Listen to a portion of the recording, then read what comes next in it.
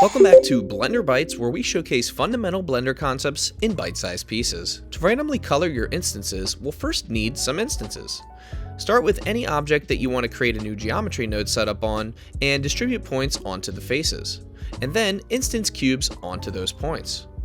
Next, we'll need to create a new material for our object, adding an attribute named random color, plugged into a hue and saturation node, and then into the base color input. Use a color node to drive the hue and saturation color input.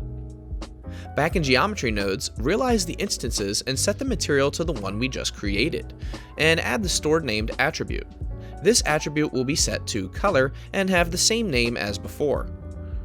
To choose random colors, we'll use a combination of the mesh island node and random value node to drive the factor of the hue and saturation node. This will change the hue of every instance and therefore give us random coloring. And that's all you need to create random colored instances using geometry nodes.